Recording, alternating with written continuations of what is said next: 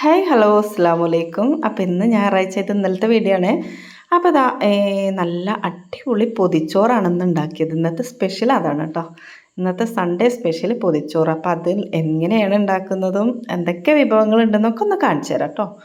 അപ്പോൾ ഇതാ ഞാൻ ആദ്യം തന്നെ നല്ല അടിപൊളി മീൻകറി, കുറുകിയ മീൻകറി ഇവിടെ റെഡിയാക്കി. അപ്പോൾ അതിലേക്ക് വറവിടാനായിട്ട് ഉള്ളി നമ്മുടെ കറിവേപ്പിലേക്ക് ഇട്ടിട്ടൊന്ന് വറുത്ത് കൊടുത്തു. അതിന് ശേഷം ഞാൻ പയറുപ്പേരി, അതിന് വേണ്ടിയിട്ടും ഉള്ളി, പച്ചമുളകും അതുപോലെ കറിവേപ്പില ഇട്ടിട്ട് വഴറ്റിയതിന് ശേഷം നമ്മുടെ പയറുപ്പേരി റെഡിയാക്കി എടുത്തു. അതിന് ശേഷം ഞാനിതാ കൊണ്ടാട്ടമുളക് നമ്മുടെ തൈരിലൊക്കെ ഇട്ടിട്ട് ഉണക്കിയ അത് കഴിഞ്ഞിട്ട് മീൻ ഞാൻ നേരത്തെ മസാല തേച്ച് വെച്ചിട്ടുണ്ടായിരുന്നു, അതും ഇട്ടു, അതും വറുത്തെടുത്തു. പിന്നെ ഞാനൊരു വെണ്ടയ്ക്കത്തോരൻ ഉണ്ടാക്കി. നല്ല സെറ്റായിട്ട് അടിപൊളിയായിട്ടുള്ളൊരു വെണ്ടയ്ക്കത്തോരൻ കേട്ടോ, അതും ഇവിടെ റെഡിയായി.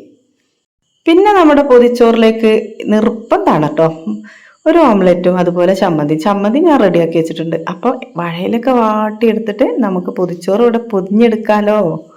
ഇതാ ഉപ്പേരി വെച്ചു, തോരൻ വെച്ചു, ചോറ് വിളമ്പിട്ടോ ആദ്യം. പിന്നെ അച്ചാറും നമ്മുടെ ചമ്മന്തി ഒരു ബോളാക്കി വെച്ചു കൊടുത്തു. ഓംലെറ്റിൻ്റെ ഒരു പീസ് വെച്ചു. അതുപോലെ തന്നെ നല്ല ഫ്രൈ ചെയ്ത മീൻ വറുത്തതും ഒരു കാര്യം കൂടി, കൊണ്ടാട്ടമുളകും. അടിപൊളി സെറ്റായിട്ടുണ്ട്. പൊതിയാട്ടോ.